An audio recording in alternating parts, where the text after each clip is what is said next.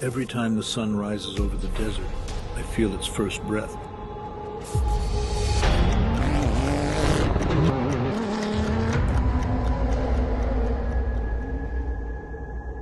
A silent call inviting me to challenge myself.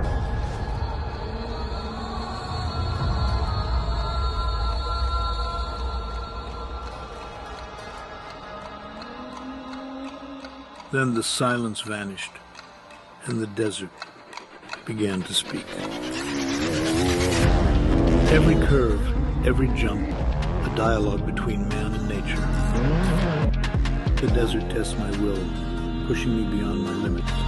And in those moments, I find my strength, my essence. Abu Dhabi Desert Challenge. Abu Dhabi Desert Challenge. Abu Dhabi Desert Challenge. As the sun sets, the desert quiets, but its spirit remains alive. I know that tomorrow it will all begin again. A new adventure awaits me.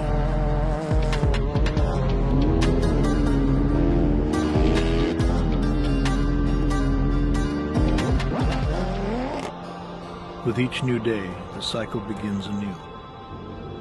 Are you ready to kick off again?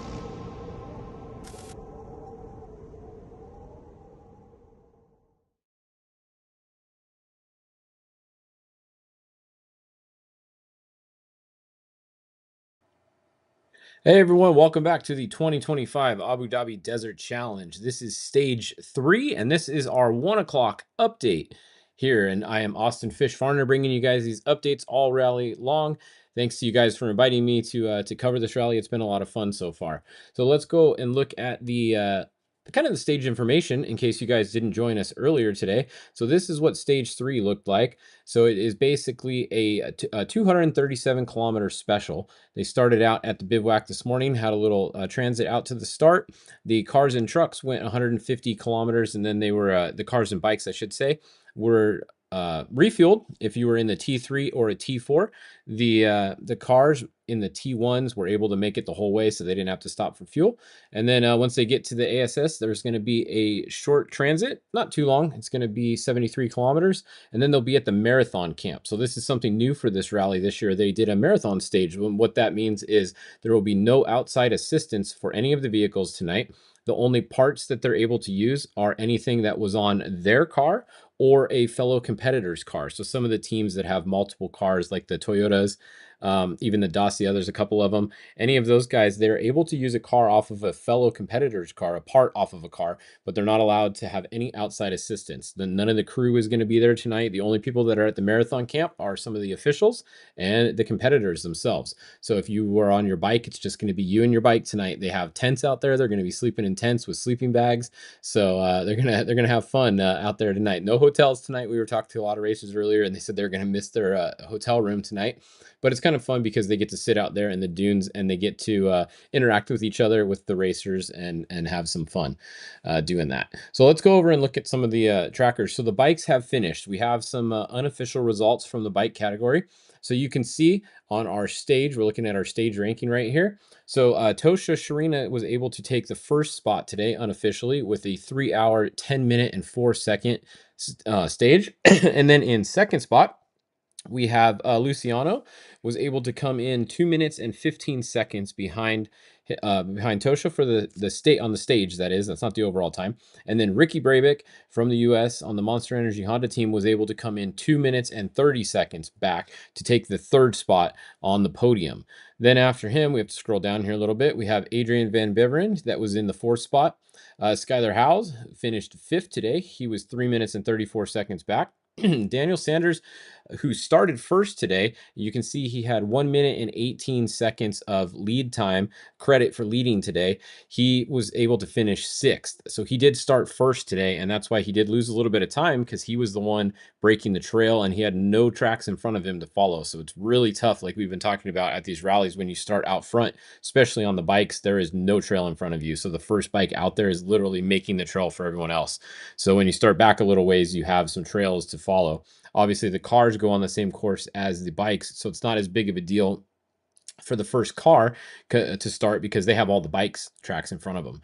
So that's it's really a disadvantage to start first and the bikes. It's rare that you see someone start first and win the stage on a bike, just because it's so hard to break trail. And then Nacho is here in 7th, and then we have Michael Daugherty in the R2, the Rally 2 class. It took the win in that class, it looks like, unofficially, followed by Drabowski is going to be 2nd, and then Ebster is going to be 3rd in that class. You can see the rest of them here. So if we go over and we look at the overall standings right now, we can see it's a little bit different here. So first place is still Tosha in first place. That hasn't changed.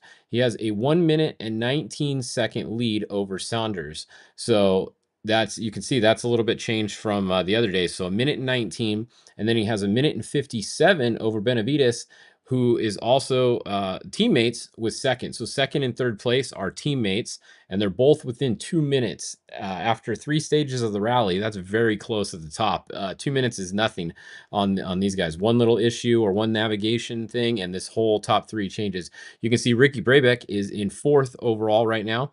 He's sitting 2 minutes and 47 seconds back. So less than 3 minutes separates the top 4 spots at this point in the rally, and only less than a minute is between 3rd and 4th. So Ricky Brabeck is only a minute out of a podium spot right now. So anything can happen. Like we said, this is the marathon stage. They're going to be camping out there tonight, and then they're going to go tomorrow to finish the marathon stage. Tomorrow's stage is going to be the longest special of the rally. They're going to start a little bit earlier in the morning because the day is a little bit longer. You can see in the overall standings, Michael is still leading the Rally 2 class. Number 22, he is leading.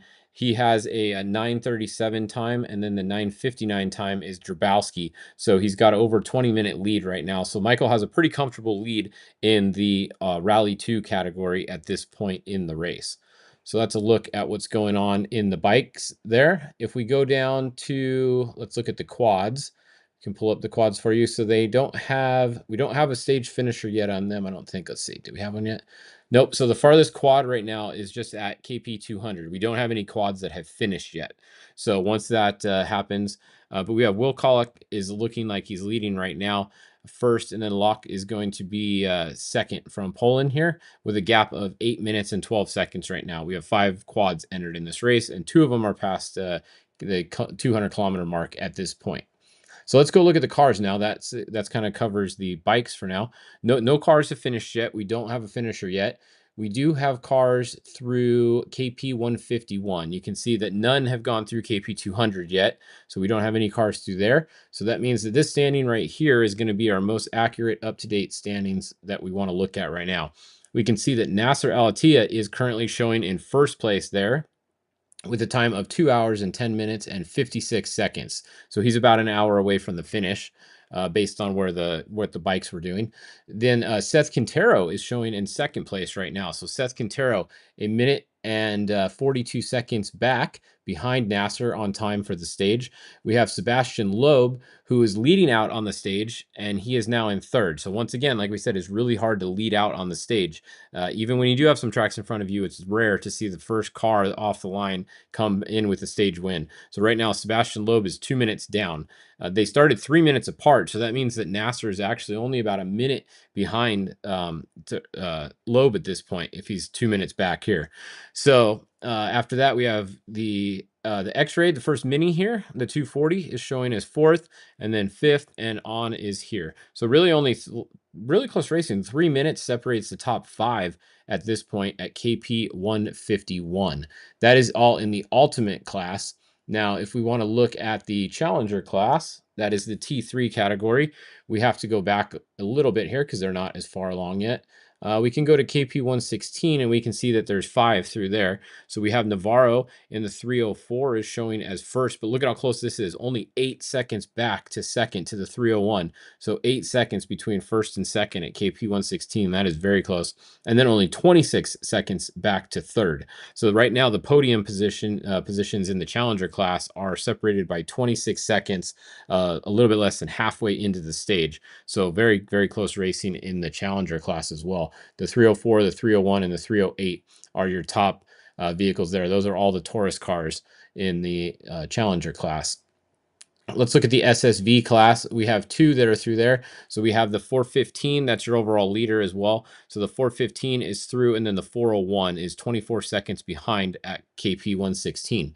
If we back it up one and we go to KP 81, there's only three that are through there. So really there's only a battle for first and second that is close right now on this stage in the SSV class. You can see it's 9 minutes back to third. So a little bit farther back to third, but only 26 seconds separates first and second in the SSV class right now.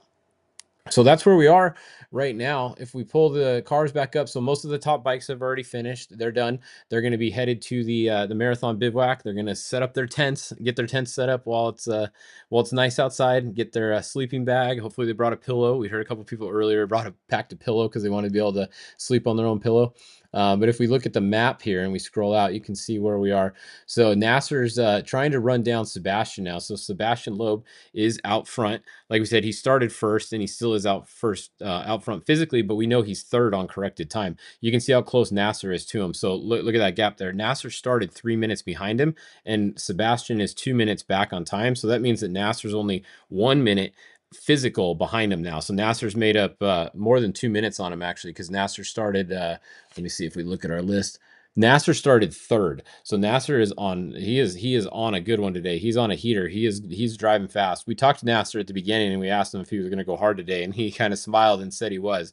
So Nasser's definitely he's on it today. He's picking up the pace. Behind him we have Seth Quintero. There's actually another car there. So Seth Quintero has also caught up to Yazid. So Yazid started fourth and Seth started fifth. So Seth started 5 minutes behind Yazid, and we can see that he's actually caught him and he's running right with him right now. So Seth is on a good one today too. He's made up quite a bit of time himself and caught the car in front of him. Going back here, we have Eric here. He's next, and then you can see there's a few cars that are running really close together today. We have Joe there, and then we have the 222. Those two are running together, and then we had Mitch back here somewhere. He was going pretty good too. There he is. So you can see Mitch is actually almost caught up to two cars in front of him. So whoops, that one jumped back over. Hold on, let's go back to Mitch. So here's Mitch. So Mitch is caught up to the 211 right in front of him there. Let me see where the 211 started. So the 211 started right in front of Mitch. So Mitch has made up 3 minutes, and he's basically running with the 211 now. There is a little bit of a gap to the 205 still. The 205 started, let's see, 2 spots in front of him, so that makes sense. So he hasn't quite caught up to the 205 yet, but he did catch up to the car right in front of him there. You can see this is where the fuel stop was, but the cars did not stop on fuel. They have big enough fuel tank that they're able to make it all the way through. So there you go. That's that kind of covers what's going on right now. You can see you can always come down here and look up the news on the website here. They always have little tidbits here, so pretty cool. Yeah, looking good right now. Right now, I think the story of the day is Nasser. He's on a good one right now. He's running down Sebastian Loeb physical, and he's looking pretty good. Like we said in the rankings here, Nasser has a 1:42 corrected time lead over Seth Quintero on the stage right now. So Nasser's looking pretty good. He's just got to get it to the finish. He's at he's past 151, and the total is 237. So he's less than 100 kilometers out from the finish at this point. So that's what's going on there. We will we'll come back at 2 o'clock and do another update for you. We should have some car finishers by then, and we can give you guys a little bit more updates on the overall once we have some finishers here. But come back at 2 o'clock. And once again, thanks for tuning in to the coverage of the 2025 Abu Dhabi Desert Challenge. We'll be back at 2 with your next